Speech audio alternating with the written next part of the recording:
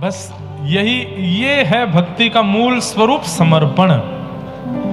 आप अपनी हाथ पैर बुद्धि विवेक से कर्म कीजिए, पर कर्म के फल के रूप में यदि निराशा भी मिलती है तो ठाकुर जी का प्रसाद मान के स्वीकार करो। ठाकुर जी कोई बात नहीं, आपने कुछ अच्छा सोचा होगा इसलिए ऐसा हो रहा है, हम इसे स्वीकार करते हैं। ये समर्पण ठाकुर जी के प्रति अति आवश्यक है।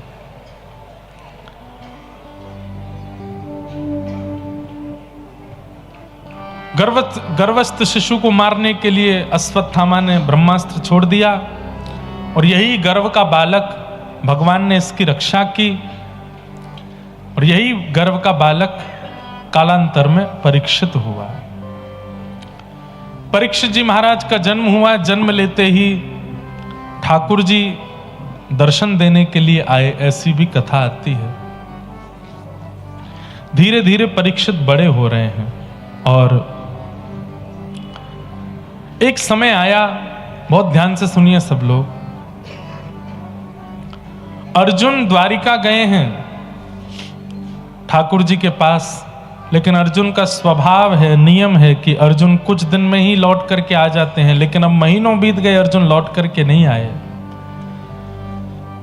जब लौट करके आए तो खबर दी कि ठाकुर जी तो अपनी लीला पूरी करके चले गए। जब अर्जुन के मुख से ये खबर सुनी तो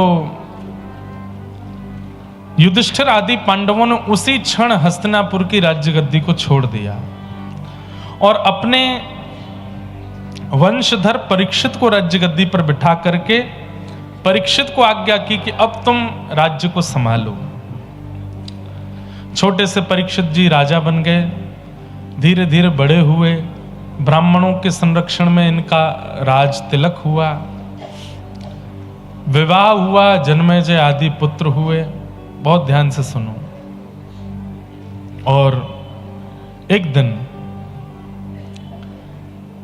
राजा परीक्षित वन में निकले थे, तभी आपने वहां पर एक आश्चर्य देखा।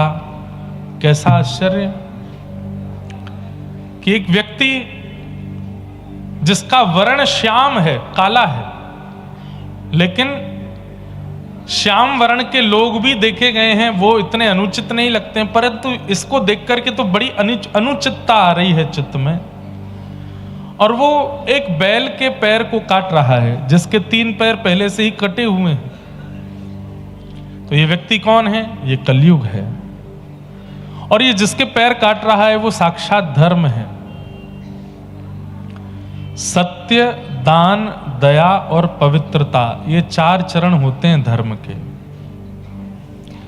आपके चित्त में अगर ये 4 भावनाएं नहीं है तो आप धार्मिक नहीं हो।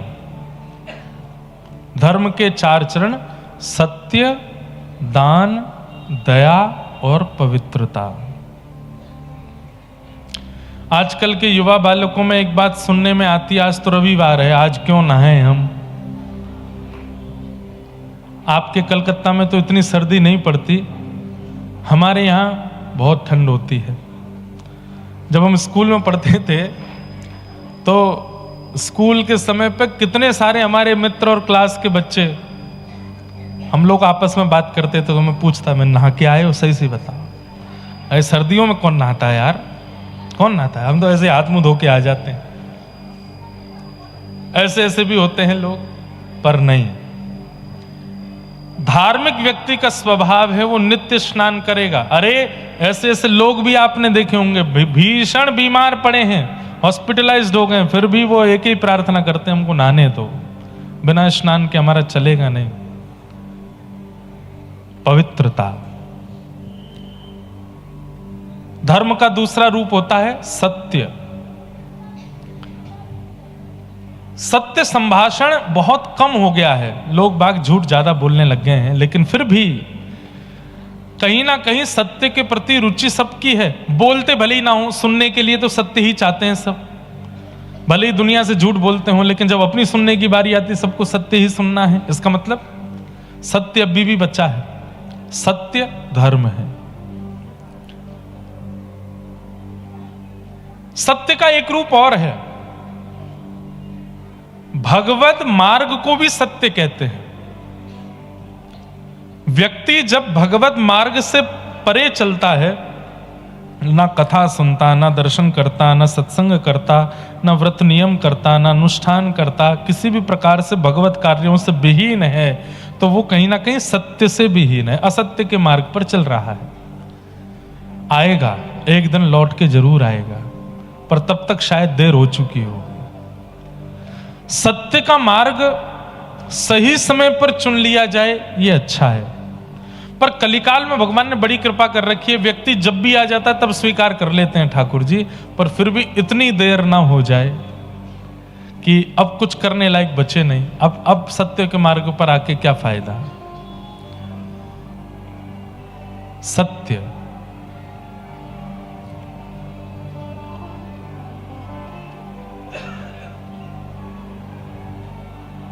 ये कथा पंडाल में हो रहा है कि बाहर हो रहा है? कहां? पीछे, सबसे पीछे। क्या कर रहे हैं वो लोग? हैं? खड़े हैं? अच्छा, बाहर हो रहा है कुछ, होने दो। क्या बता रहा था मैं? हैं? सत्य।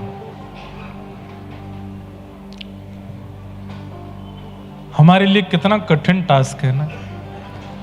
पूरा एक धारा प्रवाह बनता है मन में, और उस पर जैसे चलते हैं फिर एक बांध आता है, अब उस बांध से भटक जाते हैं, फिर दोबारा उसी। देखो, ये नामदेव जी महाराज ने कथा कीर्तन के बड़े नियम बताए, उसमें कथा के बीच में विघ्न आने को कितना बड़ा पाप बताया गया। इसलिए हम आप लोगों को रोकते हैं, उठ के मत जाओ, फोन मत चलाओ, सो मत कथा में। किसी भी क्रिया से हमको डिस्टर्ब होगा तो वो विघ्न, ठाकुर जी उसको कथा में अपराध माना जाता है। इसलिए कथाओं का क्रम भी ऐसी जगह होना चाहिए जहां विघ्न हो ही ना, जहां विघ्न नाम का कोई भाव आवे ही ना। विघ्न कथा में कोई ये विघ्न थोड़ी, वर्षा हो गई, वर्षा होना तो अच्छा है। कथा में संतों का आगमन होना, बीच में किसी महापुरुष का, ये सब तो कृपा है। कथा में विघ्न क्या है? वक्ता का धारा प्रवाह रुक जाना, ये विघ्न है। तो सत्य पर हम चर्चा कर रहे थे। सत्य का मतलब आप केवल सत्य बोलो वह तो है ही, पर सत्य का मतलब भगवत मार्ग चुन लेना भी सत्य कहलाता है। जब तक आप भगवत मार्ग नहीं चुन रहे हैं तब तक आप असत्यगामी ही हैं, लेकिन भगवत मार्ग चुनते हैं तुरंत आप सत्यगामी हो जाते हैं। तो सत्य, पवित्रता। तीसरा धर्म का स्वरूप होता है दान। दान, असहाय को दान, जरूरतमंद को दान। पर दान के रूप में हम धन को प्रायोरिटी देते हैं, दान के रूप में हम वस्त्र को प्रायोरिटी देते हैं, दान के रूप में हम अन्न को प्रायोरिटी देते हैं। पर शास्त्रों ने आज्ञा की सबसे श्रेष्ठ दान क्या है? ज्ञान का दान। किसी को ज्ञान मार्ग पर ले आना, किसी को भक्ति मार्ग पर ले आना, किसी कथा को सुना के, प्रवचन को सुना के, कोई अच्छी बात बता करके किसी को भगवत मार्ग का अनुगामी बना देना, सबसे बड़ा दान किया आपने। उसके जीवन को पूरा परिवर्तित कर दिया। इसलिए कथा में बंधुओं सूत्र लेकर के जाया कीजिए, और जो कथा में नहीं आते उनको सुनाया कीजिए जाके, और ऐसे ऐसे सूत्र इकट्ठा किया कीजिए कि जिसको सुनाने से उसके चित्त में भक्ति प्रकट हो, ताकि वो भी भगवत मार्ग में आवे। फ्लाइट जब टेक ऑफ होता है तो उससे पहले एयर होस्टेस अनाउंसमेंट करती है कि ऑक्सीजन लेवल कम होने पर ऑक्सीजन मास्क नीचे आ जाएंगे, पर अपना मास्क पहले लगाएं, फिर दूसरे का लगाएं। तो हम जब स्वयं देख रहे हैं कि हम भक्ति मार्ग पर आ चुके हैं, अब हमारा प्रयास होना चाहिए कि हम औरों को भी इस मार्ग का अनुगामी बनावें, उनको भी इस मार्ग का अनुसंधान करवावें। लेकिन हां, पीछे ही मत पड़ जाना। करो, तुम तो चलो, कथा में ही चलो, तुमको तो जगन्नाथपुरी जाना ही पड़ेगा, महाप्रसाद पाना ही पड़ेगा। एक आध दो बार में रुचि नहीं बनती है तो फिर छोड़ दो। देखो, संसारी व्यवस्थाओं के लिए जिद अच्छी है, पर भगवत सेवा में एक दो बार से ज्यादा जिद नहीं करनी चाहिए। इतनी सस्ती नहीं है भगवत भक्ति कि आप किसी के पीछे ही पड़ गए हो कि लगे रहो ऐसे करेगा करेगा, कैसे नहीं करेगा ना। एक आध बार में मान जाए तो अच्छा, नहीं माने तो छोड़ो।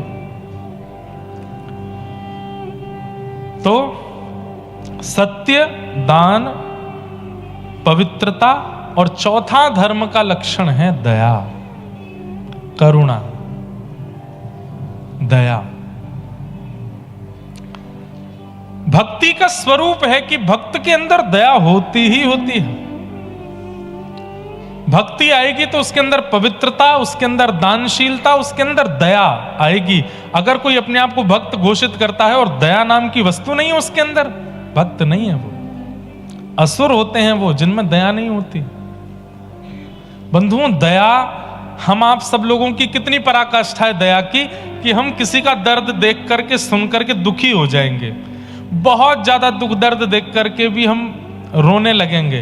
पर दया की ऐसी ऐसी पराकाष्ठा, दया की ऐसी ऐसी पराकाष्ठा अनुभव की गई हैं। चैतन्य महाप्रभु दया की पराकाष्ठा पार कर चुके थे। अरे छोटे से कीट पतंगों को देख करके भी उनके मन में दया आ जाती थी कि इसका उद्धार कैसे होगा, इसका कल्याण कैसे होगा। ये कीट बन गया, ये चेंटी बन गया, ये पतंगा बन गया, ये छिपकली बन गया, ये बन गया, इसका उद्धार कैसे होगा। इतनी दया की पराकाष्ठा हमारी नहीं है। हमारी दया की पराकाष्ठा यहां तक है कि कोई अपनी बहुत दुख दर्द भरी कहानी सुनाए तो हम थोड़े भावुक हो जाएंगे। ये तो बहुत बात की बात है, ये तो सामान्य, सबको हो जाता है। इतनी दया तो सबके चित्त में हो जाती है। पर दया की इतनी पराकाष्ठा हो जाए कि सामान्य सी स्थिति देख करके हमारा चित्त द्रवित हो जाए, ये भक्ति से होता है। सामान्य सी स्थिति देख करके मन विचलित हो जाए, दया की वो पराकाष्ठा भक्ति से आती है। भक्ति बढ़ रही है, भक्ति चित्त में आ रही है, इसका पैरामीटर दया से नापा जाता है कि आप में दया कितनी आ रही है। हृदय से निर्दयी होते जा रहे हो और यहां भजन भी करते जा रहे हो तो आप भक्त नहीं हो। दया की पराकाष्ठा। और एक बात कह दूं, आंखें जितनी सजल रहती हैं उससे पता चलता है कि भक्ति कितनी है। सूखे नेत्र पड़े रहते हैं, इसलिए हमारे जगन्नाथपुरी में जब आप दर्शन करने जाते हैं तो वहां कपूर पीस के ऐसे लगा दिया जाता है। क्यों? बोले भाई तेरे नेत्रों में इतनी करुणा तो नहीं है कि तू सजल नेत्रों से जगन्नाथ जी को देखे, इतनी दया तेरे चित्त में नहीं है कि तेरे नेत्र उनको देख के सजल हो जाएं, इसलिए हम ही कपूर लगा के सजल कर देते हैं, जबरदस्ती सजल किए जाते हैं। एक भाव ऐसा भी है, दूसरे भाव वो ठाकुर जी का प्रसाद है। इस भाव से नेत्र पवित्र हों तब आप ठाकुर जी को देखो। बाहर से जाने क्या क्या देख के आए होंगे, कपूर की पवित्रता से नेत्र सजल पवित्र कर दिया, अब देखो जगन्नाथ जी को। पर नेत्रों की सजलता और सदा नेत्र भीगे ही रहते हैं, इसका मतलब है कि भक्ति का पैरामीटर काफी ऊंचा जा चुका है। नेत्रों में मैंने कितने महापुरुषों को मैं नाम बोल दूं, परम पूजनीय प्रातस्मरणीय श्री विनोद बिहारी दास बाबा, बरसाने वाले हमारे बाबा, मैंने जितनी बार मिला हूं उनसे, मैंने कभी सूखे नेत्र नहीं देखे उनके। और मैं जितनी देर बैठता हूं वो सामान्य बात भी करते हैं तो भी नेत्रों से अश्रु गिरता ही रहता है। ऐसी दया, ऐसी करुणा। हमारे ठाकुर जी के नेत्र हमारी तरह पूरे पूरे नहीं खुलते, ठाकुर जी के आधे नेत्र खुलते हैं और सदा ठाकुर जी के जगन्नाथपुरी में पूरे नेत्र खोल के बैठे। उसके पीछे भी एक कथा है।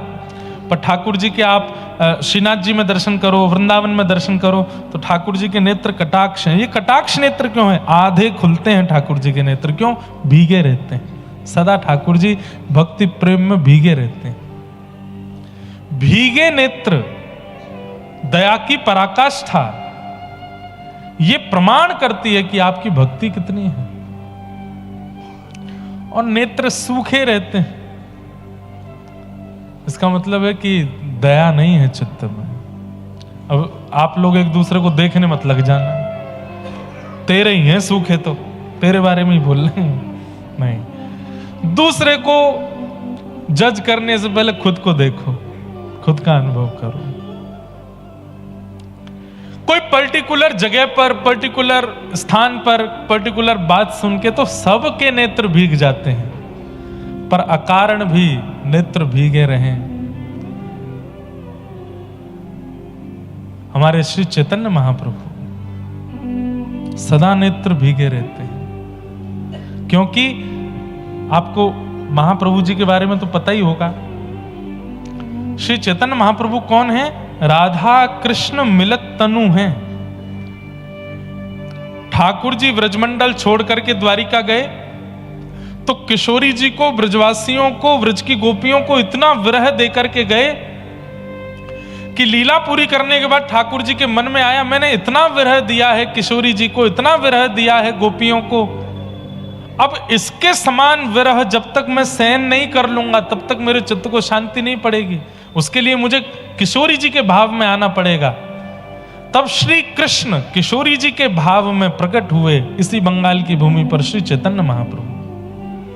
जिस प्रकार किशोरी जी पुकारती हैं ठाकुर जी को, किशोरी जी ढूंढती हैं ठाकुर जी को, उसी प्रकार श्री कृष्ण चैतन्य महाप्रभु के रूप में कृष्ण को ही ढूंढ रहे हैं। अद्भुत है चैतन्य चरितामृत।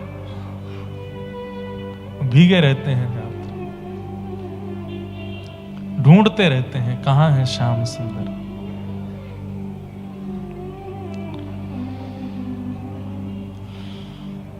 जगन्नाथ, आप कहेंगे महाराज जी भीगे नेत्र में ठाकुर जी हैं, यहां के ठाकुर जी के नेत्र इतने बड़े क्यों?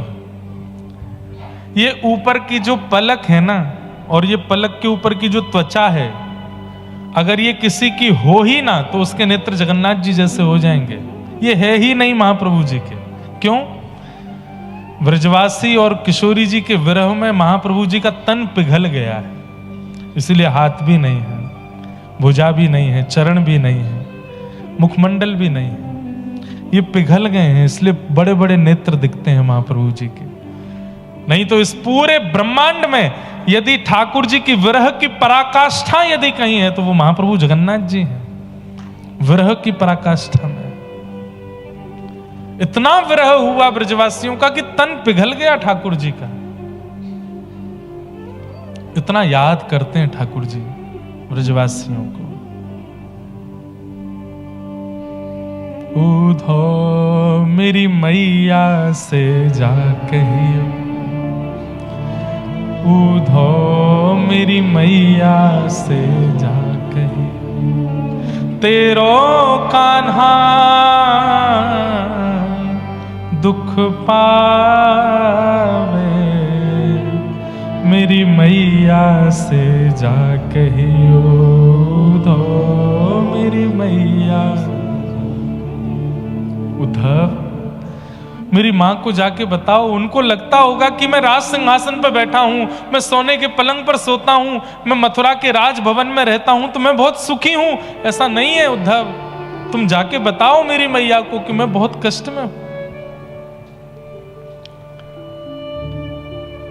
अरे उद्धव, तुमको पता है यशोदा मैया रोज नहीं नहलाती थी मुझे, तो सुबह उठा करके जैसे छोटे बालक को मां गीले कपड़े से उसके तन को पोंछ देती है, ऐसे यशोदा मैया गुनगुने जल से, थोड़ा उष्ण जल से एक कपड़ा भिगो करके हाथ पोंछ देती, मुख पोंछ देती, आंख पोंछ देती, बोले लाला नहा लियो। मैं कहता हूं मैया तुमको रोज काई को ना नवावे? बोले लाला रोज रोज नवाऊंगी तो मलूक लगेगा, मलूक लगेगा तो नजर लग जाएगी, तू बुरो बावड़ो से रहकर, तू रोज मत नहाए कर। लेकिन उद्धव, जब से मथुरा आया हूं मैं रोज स्नान करता हूं। क्यों? कोई न मुख धोवे ताते जल, हमारी ब्रज भाषा का पद है। गर्म जल को ब्रज भाषा में कहते हैं ताता जल, गर्म जल। कोई न मुख धोवे ताते जल, अचरा पहुंच न भावे उधो, कोई न धोवे ताते जल, अचरा पहुंच न भावे। माखन रोटी नाम न जाने, माखन रोटी।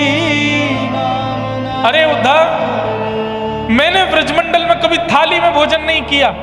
तो यशोदा मैया एक हाथ में मक्खन लेके रहती, एक हाथ में रोटी लेके चलती, और मक्खन रोटी कहीं भी एक दूसरे में मिला करके मुंह को पवा देती। मैंने थाली देखी नहीं, और यहाँ 56 भोग का थाल बन करके सामने आता है। उद्धव, माखन रोटी नाम ना जाने, माखन रोटी नाम न जाने, कनुआ कही मोहे कोई ना बुलावे, मेरी मैया से जा कहियो तो, मैया से जा तेरो कान्हा दुख पावे, मेरी मैया से जा कहियो तो, मेरी मैया से जा। कृष्ण विरह, ठाकुर जी कितनी करुणा में रहते हैं, कितने विरह में रहते हैं, कितने व्याकुल चित्त में रहते हैं। मैं ये कहना चाहता हूं केवल कि आपके हृदय में दया है, आपके हृदय में पवित्रता है, आपके हृदय में भक्ति है, उसका प्रमाण आपके नेत्र धीर गंभीर और सजल रहेंगे। उससे पता चलता है कि आपके चित्त में गंभीरता है, पवित्रता है, दया है, भक्ति है।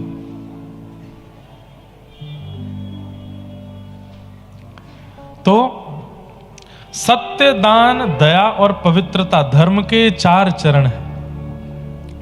अगर ये चारों स्थिति आपके जीवन में नहीं है तो आप धार्मिक नहीं हो।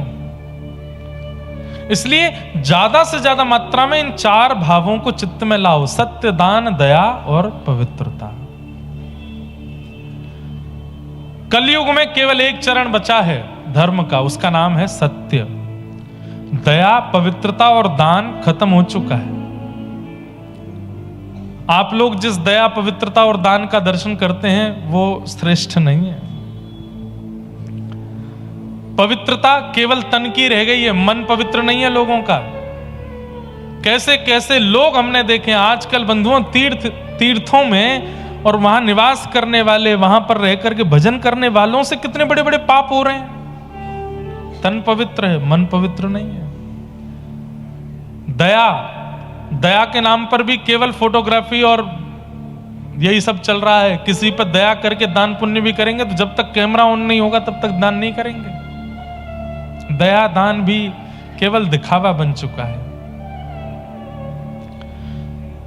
तो केवल सत्य बचा है इस संसार में, बस उसको संभालिए। राजा परीक्षित ने जब देखा कि ये 3 पैर कटे हैं, चौथा पैर काट रहा है, तलवार निकाल के उसको मारना चाहा, चरण पकड़ लिए, मुझे मत मारिए, मैं कलयुग हूं। कलयुग नाम सुनते ही राजा परीक्षित घबरा गए, बोले तुम कैसे आ गए? बोले सतयुग के बाद त्रेता, त्रेता के बाद द्वापर, द्वापर के बाद अब मेरी बारी है।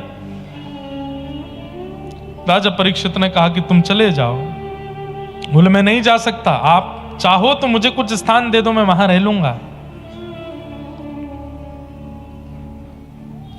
द्यूतम पानम स्त्रिय सूना यत्रा धर्मश्चतुर्विध, 4 स्थान दिए। जुए में रहना, मदिरा पान अभक्ष सेवन में रहना, पर स्त्री पर पुरुष संग में रहना, कलेश में रहना, लड़ाई झगड़ा में रहना। कलयुग ने कहा एक स्थान और दे दो, मेरा परिवार थोड़ा बड़ा है। तो अनीति से कमाए गए धन में रहना, बिना मेहनत के कमाए गए धन में रहना। ये 5 स्थान दिए गए हैं। बंधुओं, सुनने में 5 स्थान लग रहे हैं, परंतु ये इतने विस्तृत हैं, इतने विस्तृत हैं। अब जैसे सबसे पहला स्थान का नाम क्या? द्यूतम, जुआ। जुआ का मतलब वही नहीं जो जुआ, वो तो है ही मूल रूप जुआ का, पर जुआ के और भी प्रकार होते हैं। पैसों की शर्त लगाना, ये भी जुआ है। लगी 500 की, 10 की, 5 की, 1000 की, जुआ है। जुआ का मतलब क्या होता है? लक्ष्मी को दांव पर लगाना, ये जुआ है। और आप कहीं भी दांव पर लगाते हैं तो उसको जुआ माना जाएगा। बुद्धिमान लोग समझ जाइए कहां कहां के इशारे किए जा रहे हैं। कई लोगों को लगता है कि वहां पर धन लगाना जुआ नहीं है, पर नहीं, वो भी जुआ है। द्यूतम। दूसरा आता है पानम। और आप कहेंगे महाराज जी होता क्या है जुआ से? द्यूतम करने के बाद में, जुआ करने के बाद में लक्ष्मी को दांव पर लगा दिया तो ये तो सबसे बड़ा पाप है। अरे महाराज, जहां समाज में किसी अन्य की पत्नी को नजर उठा के भी देख लो तो उसका पति आपसे बोले, हे भाई कहां देख रहे हो, नीचे करो, मेरी पत्नी इसकी ओर क्यों देख रहे हो? तुम नारायण की पत्नी को दांव पर लगा दोगे, नारायण कुछ नहीं कहेंगे आपसे। पंचदेव नाराज हो जाते हैं जब लक्ष्मी को कष्ट दिया जाता है हमारे द्वारा। सबसे पहले गणपति, दूसरे सूर्य, तीसरे रुद्र, चौथे नारायण और पांचवें देवी स्वरूप। ये सब नाराज हो जाते हैं जब लक्ष्मी को हम उत्पीड़न देते हैं। पंचदेव रुष्ट होते हैं। इसलिए जुआ खेलने वालों को तब नहीं पता चलेगा, पर या तो उनके परिवार में या उनके जीते जी ही उनके सामने कुछ ऐसा होगा जो वो सोच भी नहीं सकते। और सबसे ज्यादा क्या होता है, बुद्धि विकृत, खानदान का सर्वनाश होता है आगे चल करके। सबकी बुद्धि दूषित हो जाती है, बच्चे सुनना बंद कर देंगे, उल्टे सीधे काम करना शुरू कर देंगे, घर में अपंग या किसी भी प्रकार की दूषितताएं आनी प्रारंभ हो जाएगी। ये सब शुरू हो जाता है। इसलिए द्यूतम से बचिए, जुआ नहीं खेलना, धन को कभी दांव पर नहीं लगाना, लक्ष्मी है वो। और आप लोग तो कलकत्ता निवासी, यहां तो देवी पूजा का तो इतना बड़ा महत्व। अभी भी मैंने आज सुबह देखे कई जगह सरस्वती जी के भी पंडाल बने हुए थे सरस्वती पूजन के लिए। केवल पंडाल बनाने से आपकी श्रद्धा नहीं होती है, आप उन्हीं के ही एक दूसरे फॉर्म धन को कहां कैसे कितना व्यय करते हो, उससे भी आपकी देवी पूजा सार्थक होती है। वो देवी है, लक्ष्मी। तो द्यूतम पहला स्थान।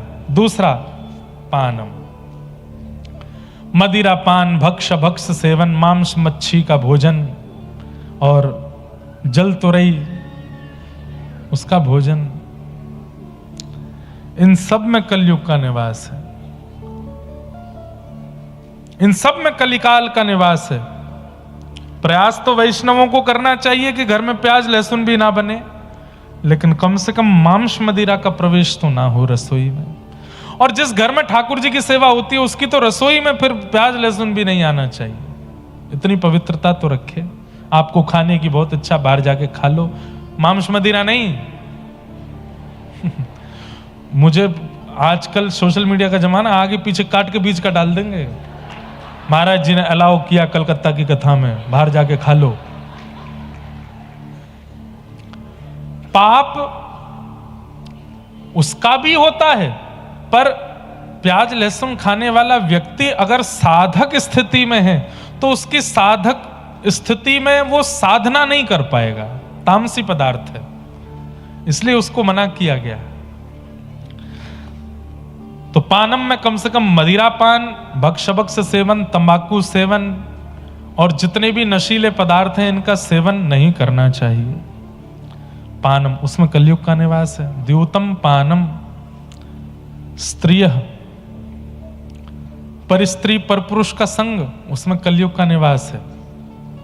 कलयुग बुद्धि विकृत कर देगा। और चौथा स्थान दिया गया लड़ाई झगड़े में बहुत इंटरेस्ट होना।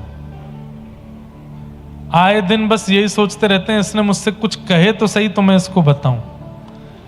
लड़ाई झगड़ा करना, ऊंची आवाज में बात करना। और आजकल वर्बली लड़ाई बंद हो गई है, सोशल मीडिया की लड़ाई शुरू हो गई है। अब उसके बारे में कुछ तुमको बोलना है, उसके मुंह पे नहीं बोलेंगे, उसके बारे में बोल के डाल देंगे। अब चार लोग उसको उछालेंगे, हाँ सही कह रहे हो, यही बात है, यही है। ये सब चल रहा है। क्या बोलते हैं उसको, नेगेटिव पब्लिसिटी। ये शुरू कर दिया है लोगों ने, दुष्प्रचार करने का। तो क्या बोल रहे थे, द्यूतम पानम स्त्रिय सूना। और 5वां स्थान आता है बिना मेहनत के कमाया गया धन, बिना परिश्रम के कमाया गया धन। इसमें कलयुग का निवास है। एक बार जगन्नाथ महाप्रभु जी के मन में आया, क्या हम पूरे दिन खड़े रहते हैं रत्न वेदी पे, पुजारी लोग बेचारे भोजन बना के लाते हैं, माली लोग सब्जी प्रकट करते हैं, पुजारी लोग बना के लाते हैं, पुजारी ही पवा देते हैं। हम क्या करते हैं? कुछ भी तो करते नहीं, बिना मेहनत के खड़े हैं यहां पर। हमको परिश्रम करके भोजन करना है। तो भगवान श्री जगन्नाथ जी के एक परम भक्त हुए श्री माधवदास जी। क्या नाम था? माधवदास। माधवदास जी भगवान के सखा, 5 सखा हुए श्री जगन्नाथ जी के, उनमें एक श्री माधवदास जी,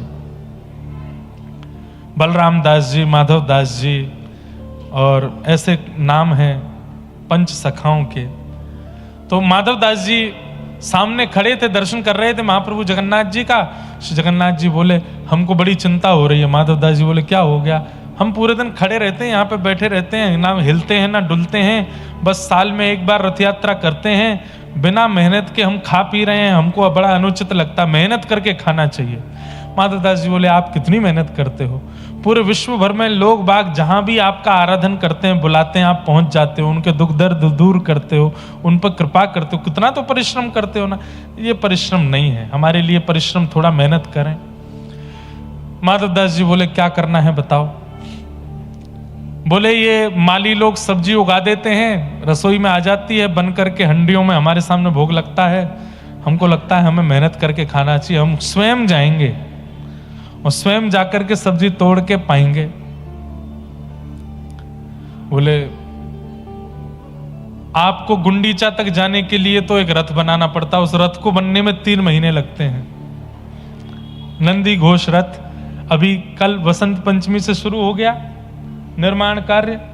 आज देखो जगन्नाथ जी के रथ की एक सामग्री भी आई है, जय हो, जो सूचिकार और एक जो कील लगती है जगन्नाथ जी के रथ में, हम पे तो खूब सारी सामग्री जगन्नाथ जी के प्रसाद आ जाते हैं, जय हो। इनका भी सौभाग्य है कि निर्जीव होते हुए भी ठाकुर जी इनको सेवा में लेते हैं। हम जीवित हैं तब भी नहीं ले रहे हमको सेवा में। तो महाप्रभु जगन्नाथ जी बोले माधवदास जी मेरी इच्छा हो रही है। बोले क्या? मेहनत करके भोजन करना। बोले क्या करोगे? बोले चोरी करने जाएंगे। माधवदास जी बोले वाह, अरे ऐसी मेहनत करोगे चोरी करके खाओगे?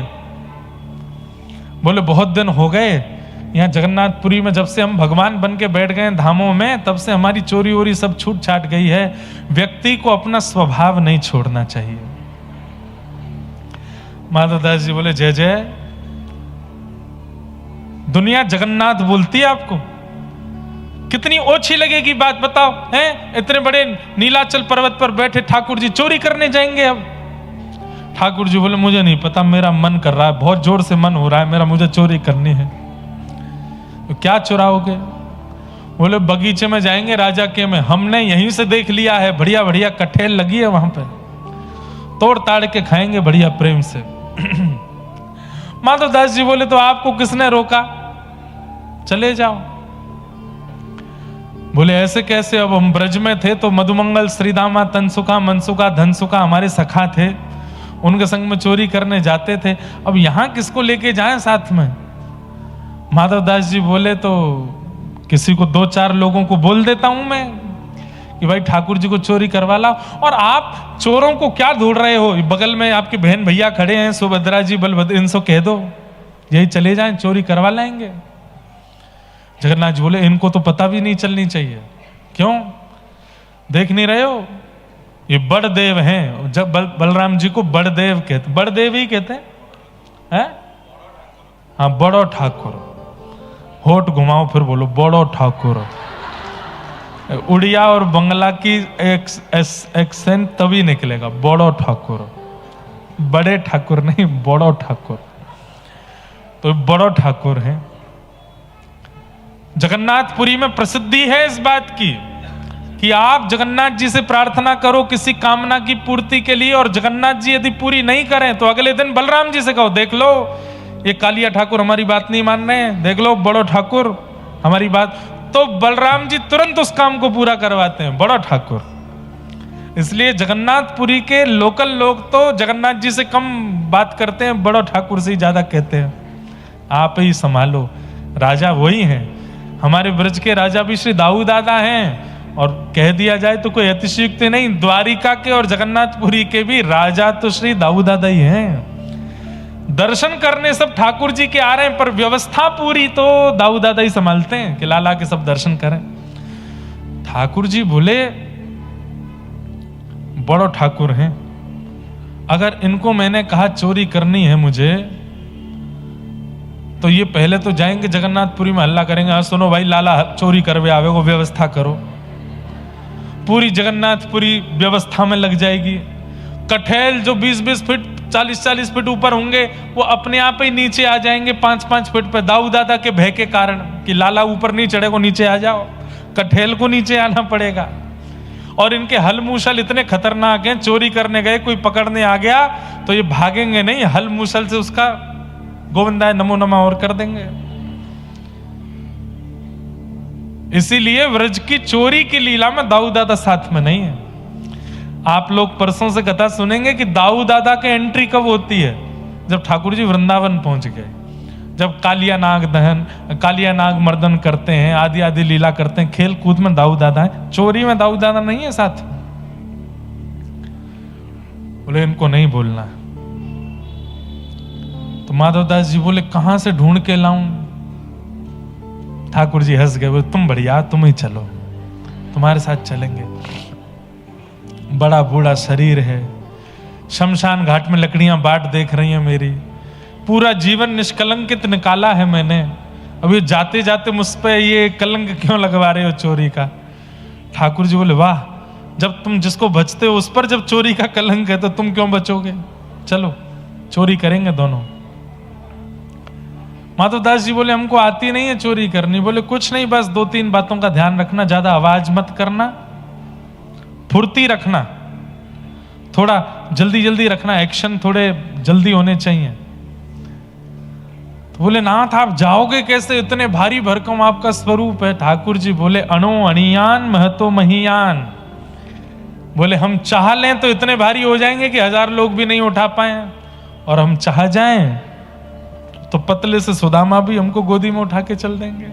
हम तो अणु से अणु के समान हो जाते हैं। आप बस प्रतीक्षा करो, हम आते हैं। रात्रि का समय हुआ, महाप्रभु जगन्नाथ जी एक छोटे से बालक का रूप धारण करके, बड़े बड़े नेत्र हैं, बड़ा बड़ा मुख है, वैसे ही हैं देखने में बिल्कुल, बस छोटे से बालक बन गए हैं, छोटा सा स्वरूप धारण कर लिया है। जय बड़ी कृपा, जय हो। अच्छा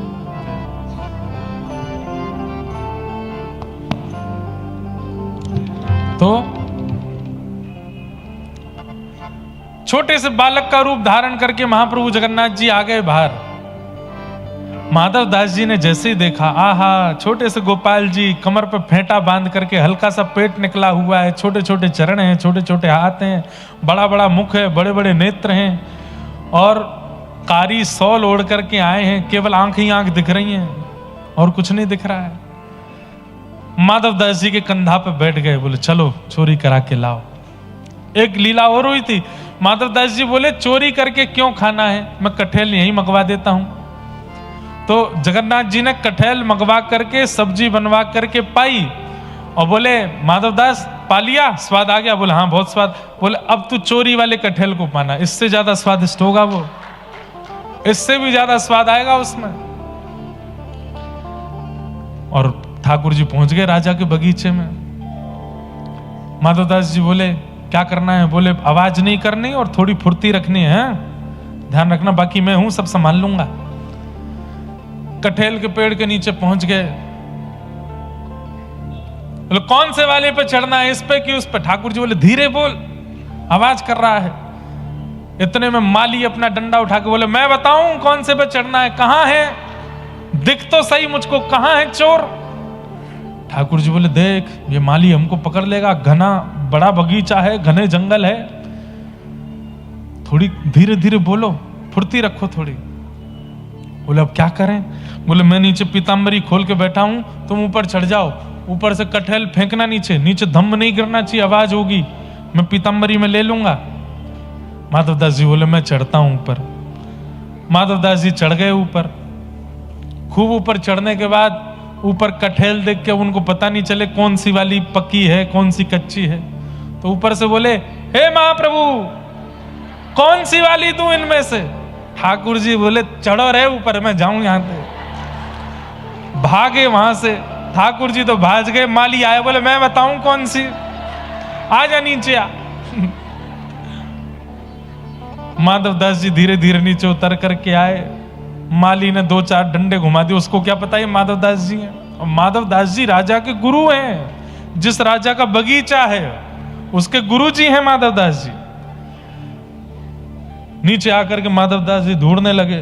कहां देख रहे हो? बोले कि देख रहा हूं एक और आया था साथ में, वो कहां है?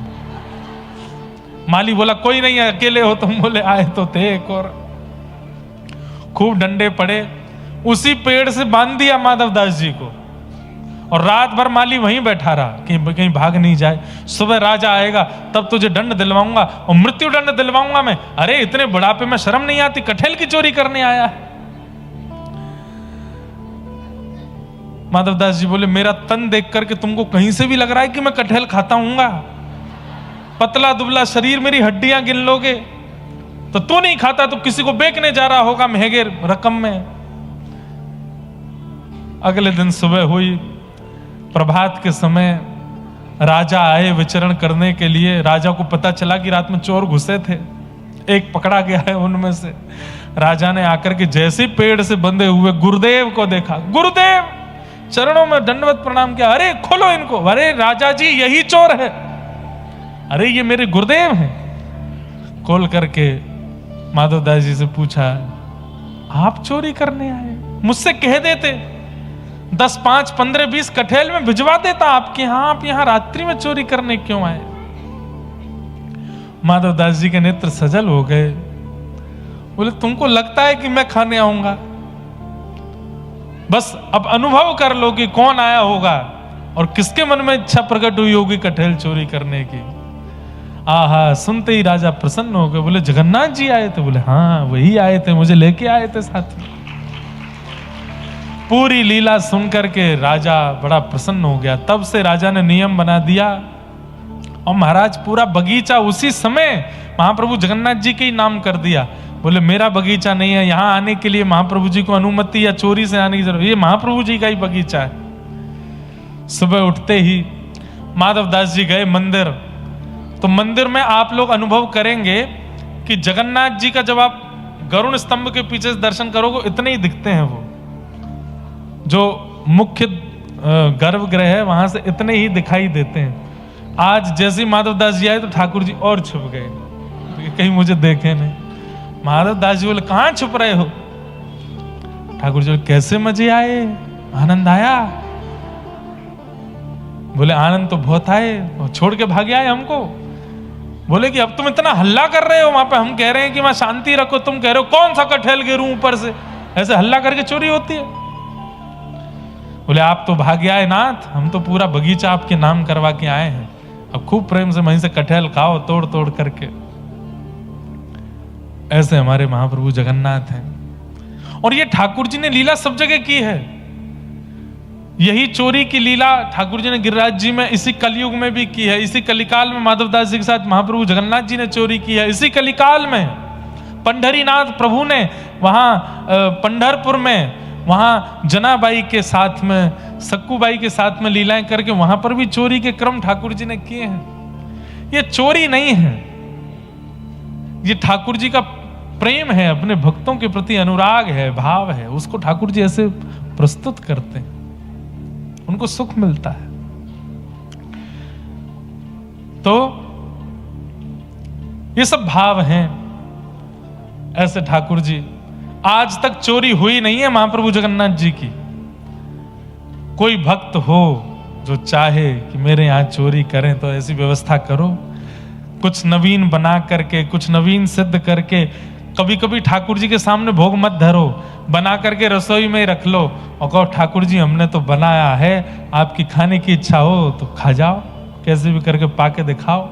आप अनुभव करेंगे, या तो किसी भक्त के रूप में, या किसी वैष्णव के रूप में, या किसी ना किसी संकेत के रूप में ठाकुर जी उस प्रसाद को मांग ही ले जाएंगे आपसे, जरूर पाके जाएंगे।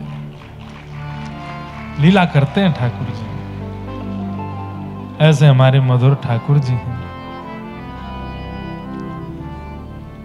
बिना बुलाए डोले घर घर, बिना बुलाए डोले घर घर, प्रेमी व्रज गोपिन को चाकर, प्रेमी व्रज गोपिन को चाकर, ऐसो प्रेम बढ़ो माखन की चोरी करके खाए। हाँ, ऐसो प्रेम बढ़ो माखन की चोरी करके खाए।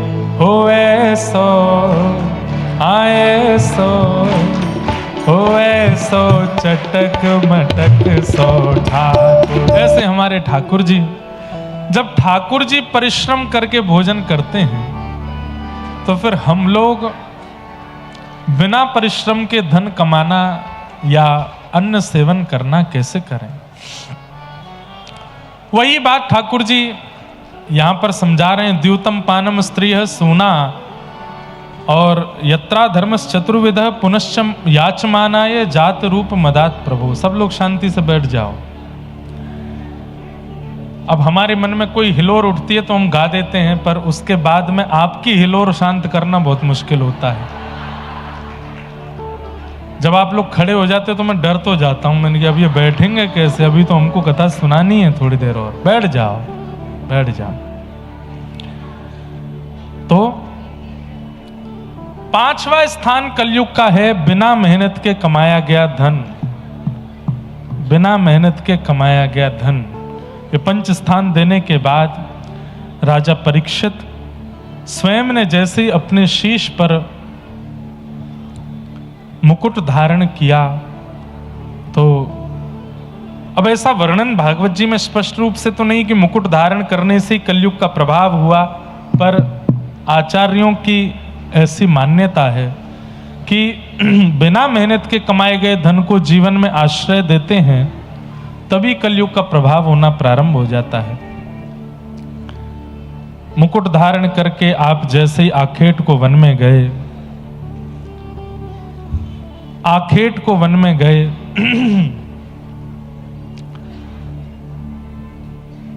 शमीक ऋषि के आश्रम पर पहुंच करके आपने उनको त्रातक समाधि में देखा, और जैसे इच्छा प्रकट की जलपान की। समाधि में बैठे हुए महात्मा जब प्रत्युत्तर नहीं मिला तो गले में मरा हुआ सर्प डाल दिया। आपके पुत्र को जब यह बात पता चली तो उन्होंने परीक्षित को 7 दिन में मरने का श्राप दे दिया। मरने का श्राप लगा है।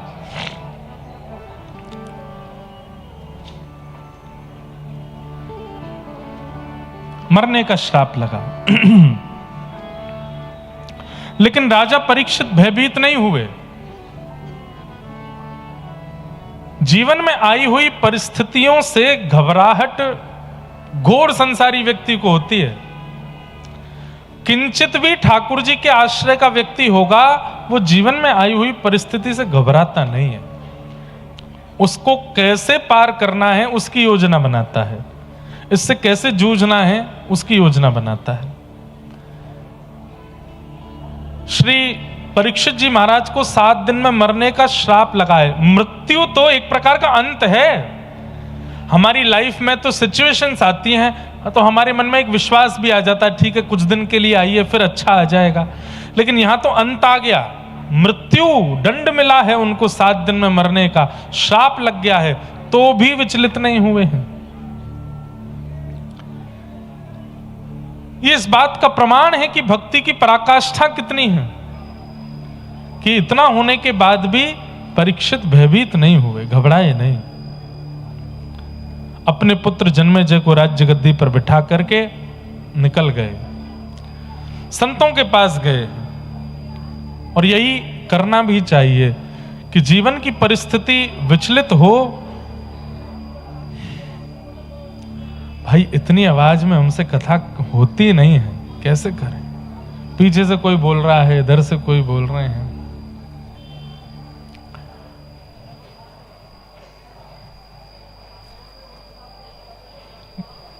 परिस्थिति, अब कोई जाके बोल दो पीछे। आप लोग थोड़ा इस चीज का ध्यान रख लिया करो।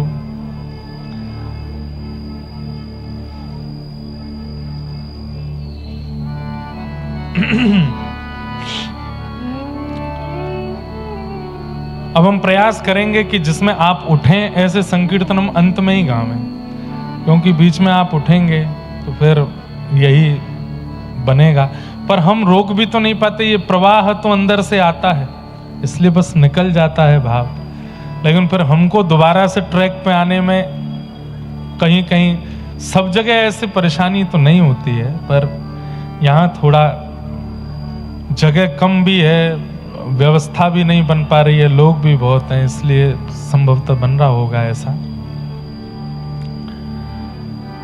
अब हमको न्याय मिलेगा नहीं जब तक हम दोबारा कलकत्ता आ नहीं जाएंगे, हमको आना ही पड़ेगा, क्योंकि हम भी संतुष्ट होके जाने चाहिए ना। कहीं कथा करें, वहां स्वयं को कहने में संतुष्टि ना मिले तो फिर मन में रहेगा कि ना ना ना जाना है एक बार और करके, संतुष्ट करके आना है कि नहीं हो गए ठीक से। संतुष्टि तो कभी होनी ही नहीं चाहिए। संतुष्टि कभी भक्ति में, कथा में, भजन में, इनमें कभी संतुष्ट नहीं होना चाहिए। और संसार में जितना ज्यादा हो सके उतना संतुष्टि होना चाहिए। एक रोटी में भी संतुष्ट हो जाओ। और आज हमने, बताने वाली बात नहीं, आज हमने एक ही रोटी खाई है सुबह से, आज हम संतुष्ट नहीं हैं। तो कहा क्या कह रहे हैं? वो तो सब जगह के लोग बोलते हैं, यहां तो हम खुद बोल के जा रहे हैं। और वो हम आपके लिए नहीं, हमको स्वयं को न्याय देना है। न्याय भी नहीं दे पाते, सब जगह भी नहीं दे पाते, पर पूर्ण रूपेण न्याय तो थोड़ा थोड़ा तो सब जगह दे ही देते हैं, तो यहाँ पे देना पड़ेगा एक बार और। तो क्या बता रहा था मैं, कहाँ था? हाँ।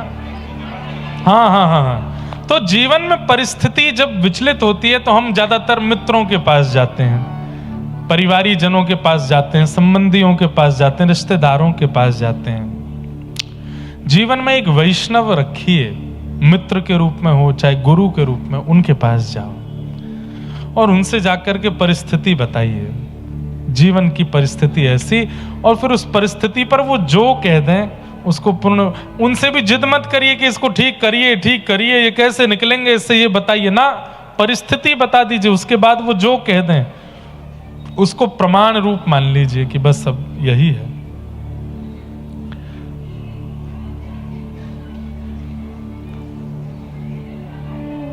ब्रह्म वाक्यम जनार्दनम।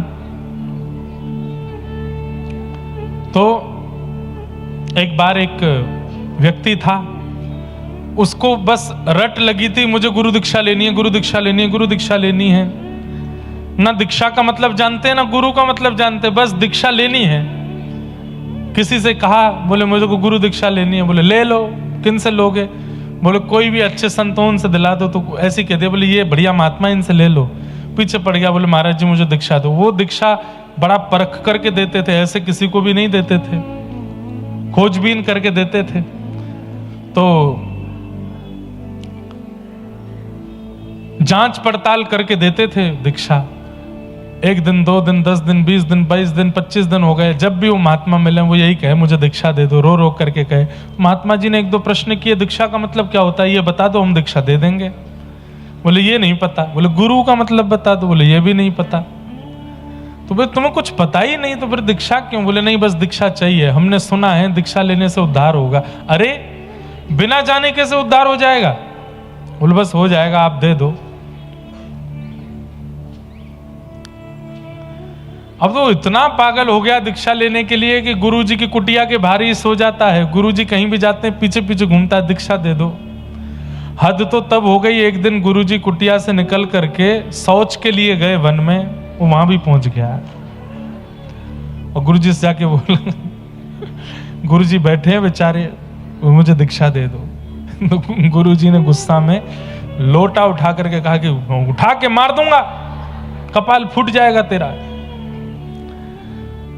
और उसने उसी को ही दीक्षा मान लिया, बोले यही मेरी दीक्षा है। अब वो दिन रात माला पर यही जपता है, उठा के मार दूंगा कपाल फूट जाएगा, उठा के मार दूंगा कपाल फूट जाएगा, उठा के मार दूंगा कपाल फूट जाएगा। चला गया, दोबारा लौट के गुरुजी के पास नहीं आया। 15 साल बाद वो सिद्ध हो गया, इतना बड़ा सिद्ध हो गया कि अब महाराज किसी व्यक्ति को रोग भी हो जाता है तो वो सिर पर हाथ धर के कहता है कपाल फूट दूंगा, वो उठा के मार दूंगा कपाल फूट जाएगा, उसका रोग ठीक हो जाता है। 15 साल बाद गुरुजी को प्रणाम करने आया तो गुरुजी से बोला, गुरुजी मैं आपका शिष्य। बोले तुम कौन से शिष्य हो हमारे? बोले 15 साल पहले याद है आपको, आप शौच के लिए गए थे वन में। अरे तू वही है? भले 15 साल तक तो दिखा नहीं। कहा? बोले आपने दीक्षा दे तो दी। बोले मैंने कब दी? बोले आपने कहा था उठा के मार दूंगा कपाल फूट जाएगा, मैंने उसी को गुरु मंत्र मान लिया है। बोले उसको गुरु मंत्र मान के क्या किया? बोले कि महाराज मैं क्या दिखाऊं, बाहर चलो। दिखाया तो उसके महाराज इसका रोग दूर कर दिया, इसका वो दूर कर दिया। बोले कि तुमने मंत्र क्या लिया? बोले मंत्र यही है मेरा, उठा के मार दूंगा कपाल फूट जाएगा। तब उन गुरु ने फिर विधिवत उनको दीक्षा दी और नाम प्रदान किया। अब तक तो वो लोक रंजन में लगा रहा, लेकिन अब अंतर्मुखी हो गया और राम नाम पाकर के अपना कल्याण किया। लेकिन इस बात से एक बात सिद्ध क्या हुई कि आचार्य वैष्णवों की वाणी से जो शब्द निकल जाता है ना, अगर सामने वाला उस पर दृढ़ विश्वास करके उसको स्वीकार कर ले तो ठाकुर जी की जिम्मेवारी बन जाती है कि आचार्यों की वाणी से निकला हुआ शब्द तुम्हारा कल्याण करे। ये ठाकुर जी की जिम्मेवारी बन जाती है। इसलिए जीवन की हर परिस्थिति में आचार्यों के पास, वैष्णवों के पास जाकर के बस निवेदन करो, जिद मत करो कि इस परिस्थिति से कैसे निकलेंगे, बताओ ना, बस बता दो हमारे जीवन में ये चल रहा है, हमें इसका निवारण नहीं जानना, पर आप इसको सुन के जो बोलना चाहो वो बोल दीजिए। अब उसके बाद अगर वो बोल दें कि सब मंगल हो जाएगा तो विश्वास करो मंगल हो जाएगा। अगर उसके बाद वो बोल दें कि भाई नाम जप शुरू कर दो तो नाम जप शुरू करो। उसके बाद वो कह दें सुंदरकांड करो तो करो। उन्होंने बोला है तो फिर ठाकुर जी जिम्मेवारी ले लेते हैं कि भाई अब मुझे ये कार्य पूरा करवाना है, चाहिए जैसे करे, क्योंकि इन्होंने बोल दिया है।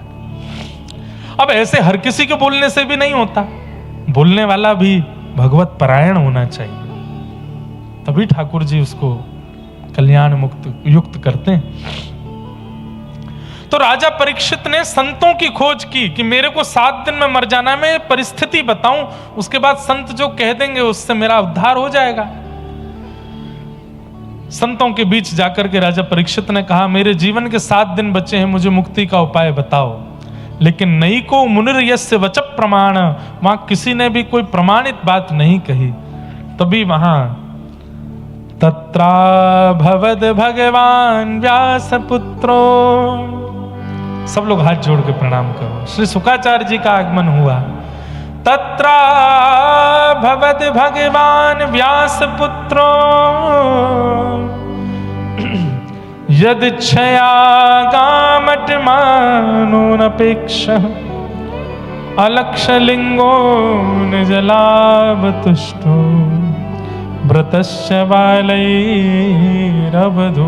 भेष। श्री सुखदेव जी महाराज की। सुखदेव जी का आगमन हुआ और जैसे सुखदेव जी आए तो कहते हैं पता कैसे चला कि यही सुखदेव जी हैं? बोले प्रेमना पठन भागवतम सनई सनई, चलते फिरते उठते बैठते उनके मुख से धीरे धीरे भागवत के श्लोक प्रकट हो रहे थे। ये सुखदेव जी का प्रमाण है। बंधुओं, ऐसे हमने कई महापुरुषों को देखा है, चलते फिरते उठते बैठते नाम, एक होता है कि नाम आपने पकड़ा और एक होता है कि नाम ने आपको पकड़ लिया। और जब नाम आपको पकड़ लेता है ना तो निद्रा में भी नाम चलता है। नाम जब आपको पकड़ लेता है तो चलते फिरते उठते बैठते भी नाम चलता रहता है। अभी हमारी स्थिति कैसी है, हमने नाम को पकड़ा है और हमको विषयों ने पकड़ा है, इसलिए स्वप्न में भी विषय दिखाई देता है, एकांत में भी विषय दिखाई देता है। आप में से किसी को कह दिया जाए आंख बंद करके थोड़ी देर ध्यान करो, तो आंख बंद करके भी विषय ही दिखाई देता है।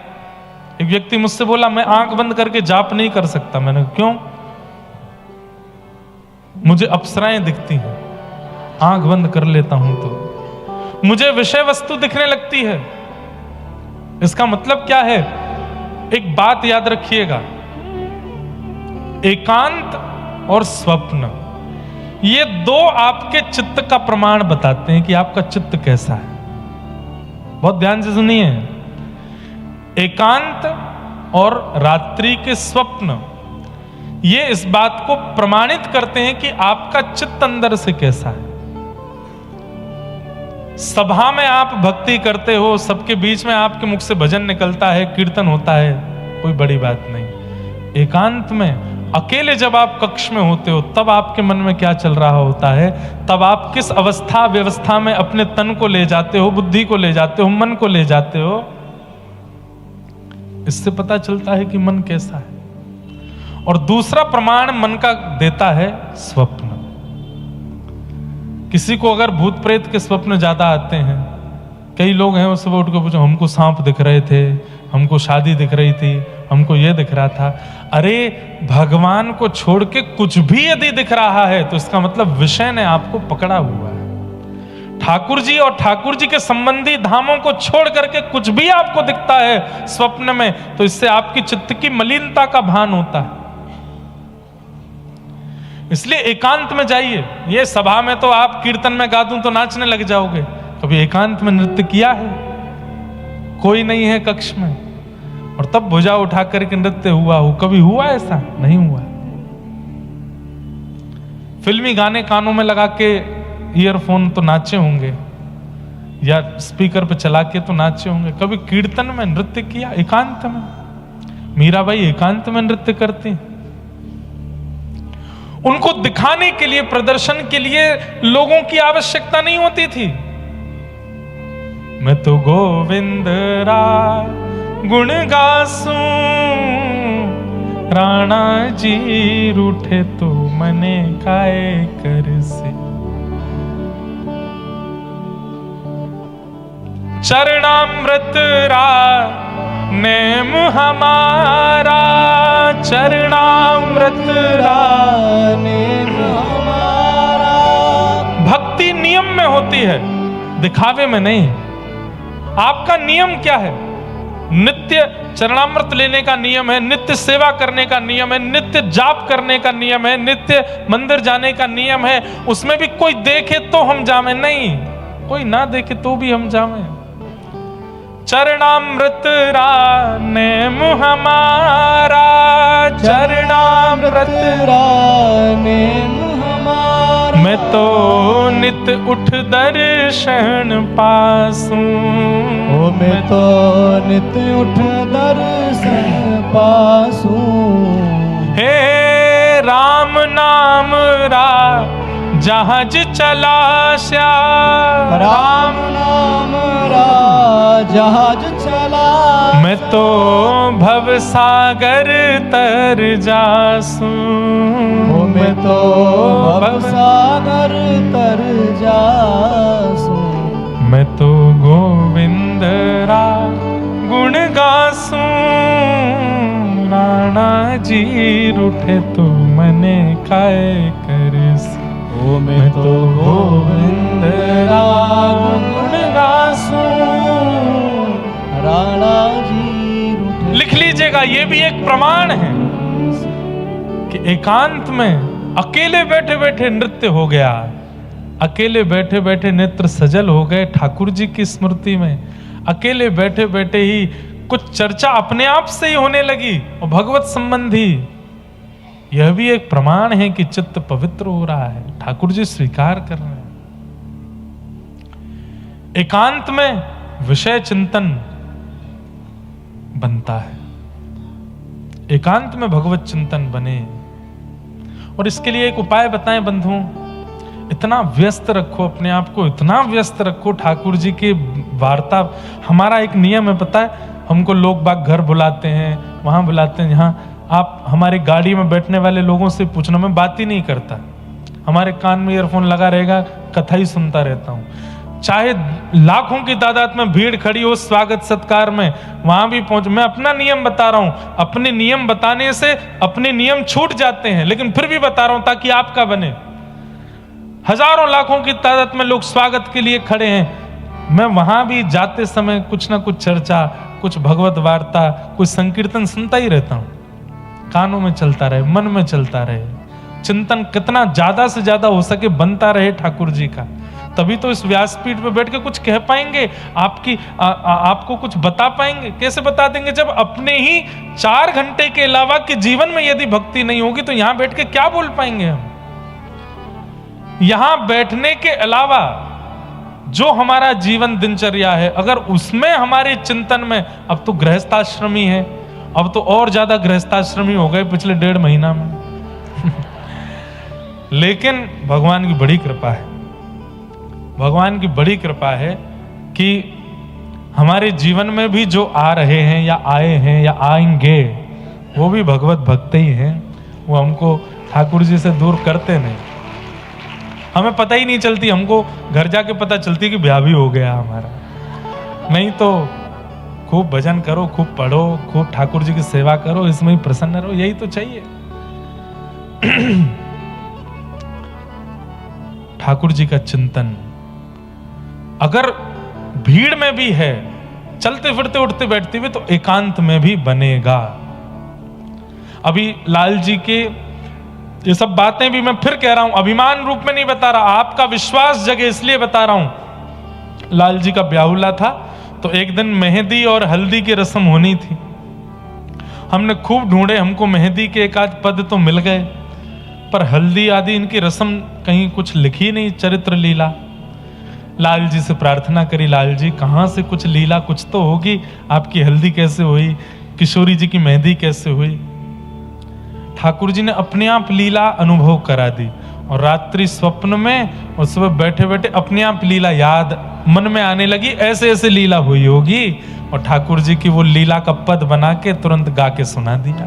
अपने आप ठाकुर जी प्रेरणा दे देते हैं। ये कब बनता है ऐसा भाव, जब आप भले ही व्यवस्था की बात कर रहे हैं, भले ही परिवारी लोगों से बात कर रहे हैं, पर चित्त में तब भी हरि चिंतन चल रहा है।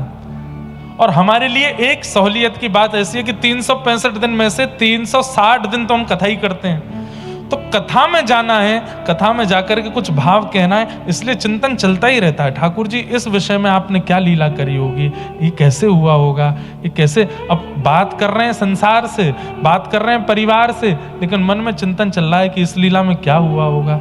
सोचते सोचते सोचते, हमेशा नहीं, महीने 2 महीने में एक बार कुछ ना कुछ नया मिल जाता है।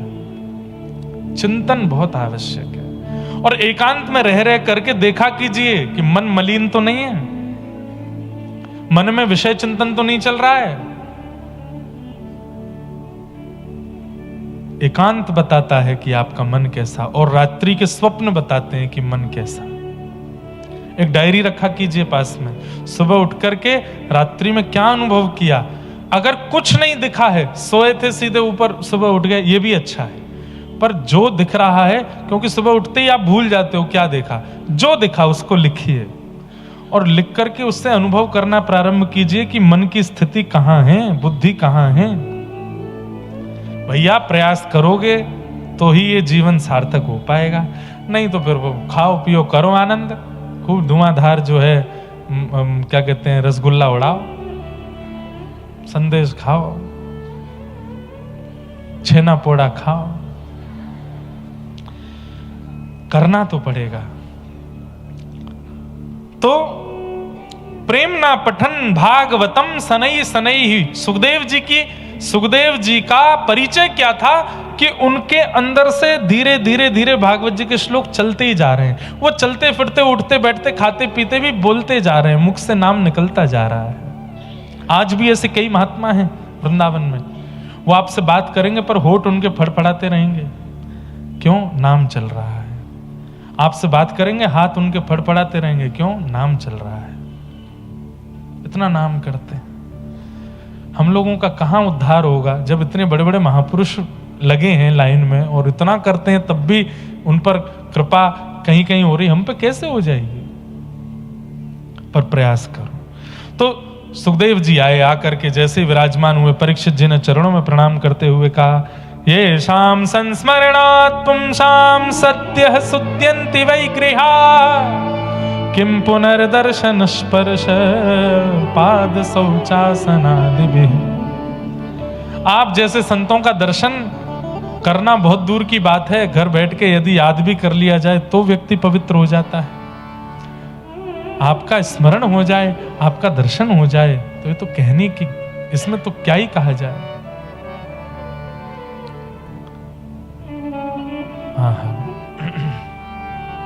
महाराज, मेरी आपसे केवल एक ही जिज्ञासा है, जल्दी मरने वाले की मुक्ति का उपाय क्या है? कृपा कर मुझे बताओ। जिसके जीवन के केवल 7 दिन बचे हों, उसको अपनी मुक्ति के लिए क्या करना चाहिए? कृपा करके मुझे बतलाइए। और तुरंत श्री सुखदेव जी महाराज कहना प्रारंभ करते हैं, ये शाम वरीयाने शते प्रश्न कृतो लोकहितं नृप आत्मवेद सम्मतः पुंसां श्रोतव्यादिषु यप्परः।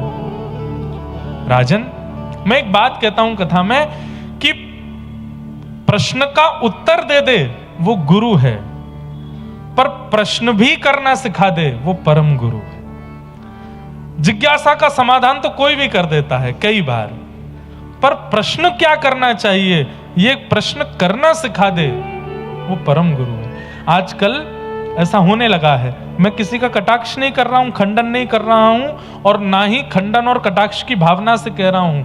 कई जगह कथाओं में प्रश्नोत्तरी होती है, श्रोता प्रश्न करते हैं, वक्ता उत्तर देते हैं।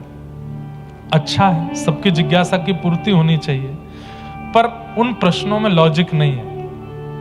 प्रश्न कैसा होना चाहिए कि पूछने वाला, बताने वाला और बाकी के बैठ के सुनने वाले, तीनों का उद्धार हो रहा हो, ऐसा प्रश्न होना चाहिए। और ये प्रश्न करने की कला भी हर किसी के पास नहीं होती। अभी हम माइक घुमा दें, चलो एक एक माइक लेके चलो भाई प्रश्न पूछो, तो मुझे पता है 10 प्रश्न मैं लिख के रखूंगा अपने पास, वही प्रश्न होंगे, क्योंकि हमें प्रश्न करना नहीं आता, पूछना नहीं आता।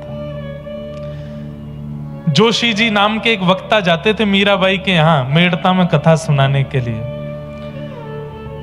सामने बैठ करके राव दूधा जी और पूरा परिवार कथा सुनता था। सब लोगों से जोशी जी अंत में कहते थे, किसी की कोई जिज्ञासा हो तो पूछ लो, तो सब लोग कुछ ना कुछ पूछते थे। एक दिन मीराबाई ने हाथ उठाया, 4 वर्ष की मीराबाई हाथ उठा करके बोली, मेरा प्रश्न है।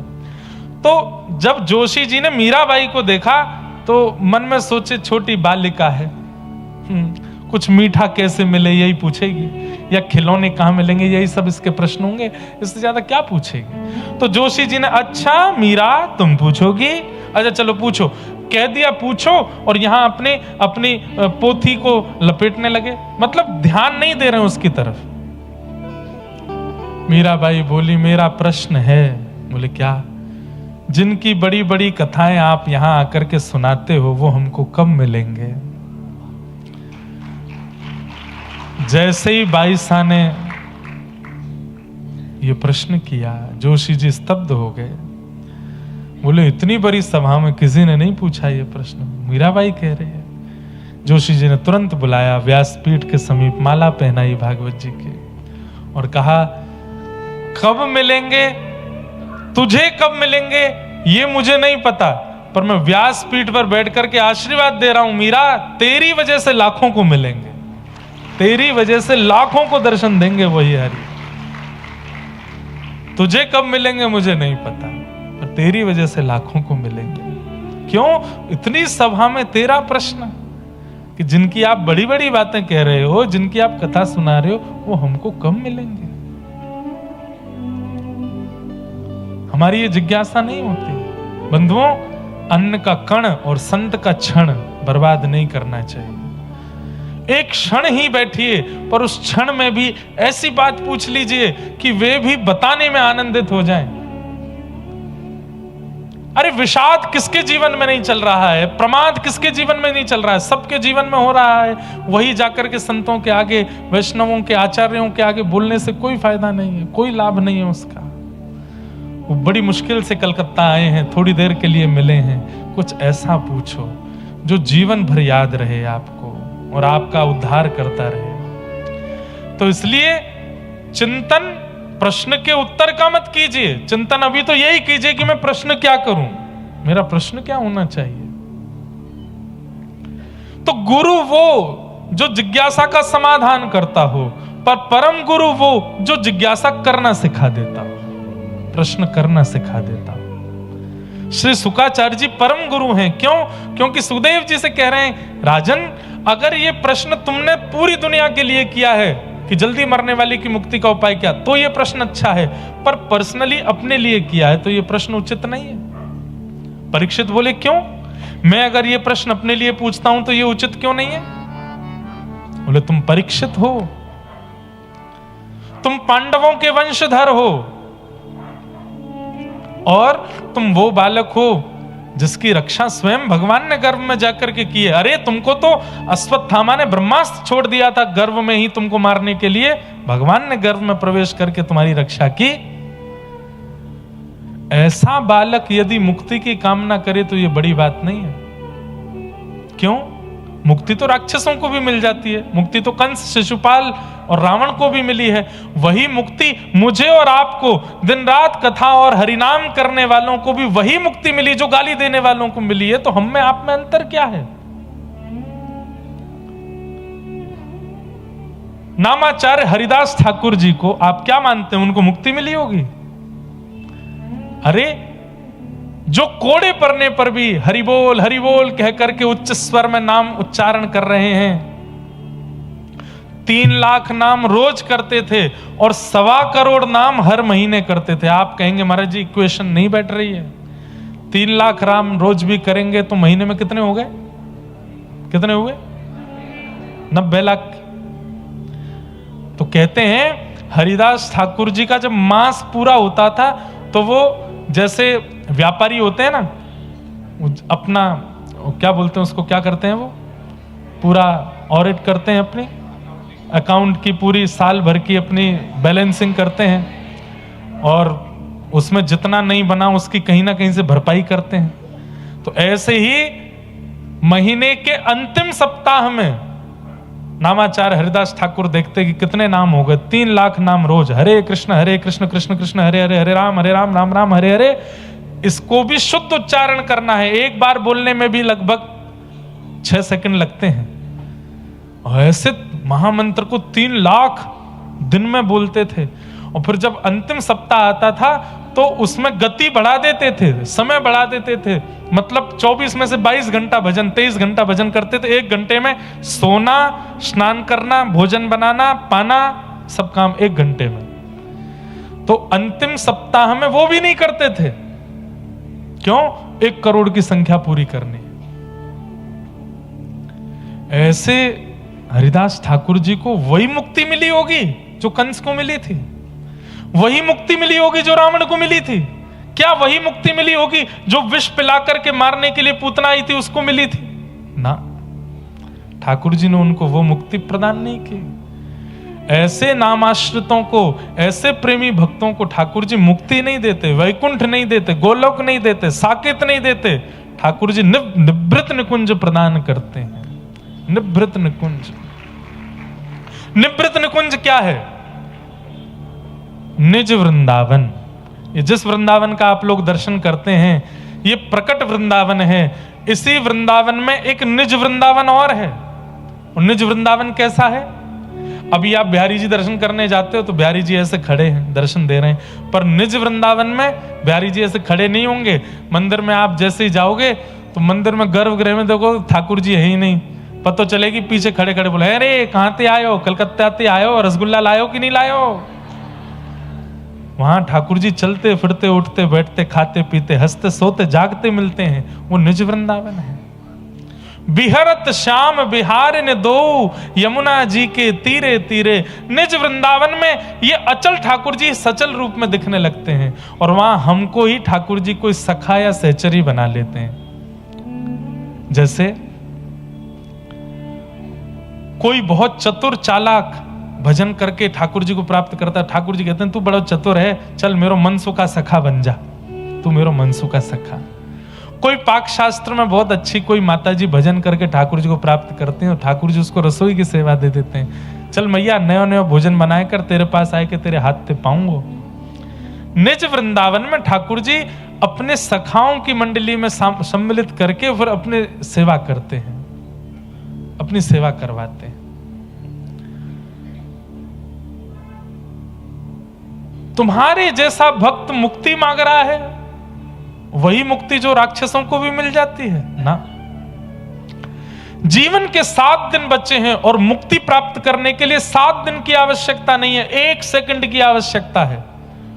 कितनी बड़ी बात है बंधुओं, किसी व्यक्ति ने जन्म से लेकर के मृत्यु पर्यंत केवल पापाचार्य किया, केवल पाप ही पाप किए हैं, लेकिन गलती से श्वास निकलते समय, अंतिम क्षण श्वास का निकल रहा था, उसी समय किसी ने हरि बोल बोल दिया, हरि बोल हरि बोल हरि बोल, और उसने अपने कानों से वो नाम सुन लिया। प्राण त्यागते समय व्यभिचार करने वाला, दुष्कर्म करने वाला, पाप करने वाला वो व्यक्ति अंतिम क्षण में यदि हरि नाम सुन लेता है तो उसके जीवन के सारे पापों को नष्ट करके ठाकुर जी उसको भी मुक्ति दे देते हैं। मुक्ति के लिए साल नहीं चाहिए, 7 दिन नहीं चाहिए, 1 सेकंड चाहिए। अंते नारायण स्मृति, आपके अंतिम क्षण में नारायण आ जाए, बस कोई बोल दे। अरे महादेव पार्वती जी को बताते हैं, व्रजमंडल 4 प्रकार से मुक्ति प्रदान करता है, बहुत ध्यान से सुनिएगा। सबसे पहला, जन्म ब्रज में हो जाए, मृत्यु चाहे कहीं हो, मुक्ति मिलेगी ही मिलेगी। क्यों? मातृ गर्भ से निकलते ही पहली श्वास के रूप में ही ठाकुर जी की चरण की कण रूपी रज अंदर चली गई। अब चाहे मृत्यु दुनिया के किसी कोने में हो जाए, मुक्ति निश्चित है। क्यों? ब्रज में जन्म है। दूसरा, जन्म कहीं भी, मृत्यु व्रजमंडल में। अंतिम श्वास लेते समय व्रज रज अंदर चली गई, मुक्ति है। तीसरा, जन्म कहीं भी, मृत्यु कहीं भी, लेकिन अंतिम श्वास निकलने से पूर्व व्रजमंडल को या तो याद कर लिया या व्रजमंडल का कोई प्रसाद ग्रहण करते हुए प्राण त्याग दिए, तो भी मुक्ति। चौथा, सबसे आश्चर्यजनक, क्या? जन्म भी कहीं हुआ, मृत्यु भी कहीं हुई, और अंतिम क्षण में ब्रज का कोई प्रसाद भी नहीं पा पाए, तो फिर क्या हुआ? बोले प्राण निकल गए। घर के सारे सदस्यों ने अर्थी बांध दी, कंधे पर उठा करके राम नाम सत्य कहते हुए लेकर के जा रहे हैं शमशान, और उस शमशान यात्रा में किसी ब्रजवासी की दृष्टि पड़ गई तो भी मुक्ति। इतनी मुक्ति प्रदान करता है। कोई ब्रजवासी देख ले तो भी मुक्ति है। तो मुक्ति ये तो बड़ी सरल है। मुझे और आपको मुक्ति की इच्छा नहीं है। सुखदेव जी के लिए, सुखदेव जी परीक्षित से कह रहे मुक्ति नहीं, क्या मांगो? बोले मुक्ति का मतलब है मृत्यु के बाद भगवान का दर्शन। मेरी और आपकी ये इच्छा नहीं होनी चाहिए कि मृत्यु के बाद भगवत दर्शन हो। हम तो भक्ति मांगे, जीते जी भगवान का दर्शन, जीवित अवस्था में भगवत अनुभव करना।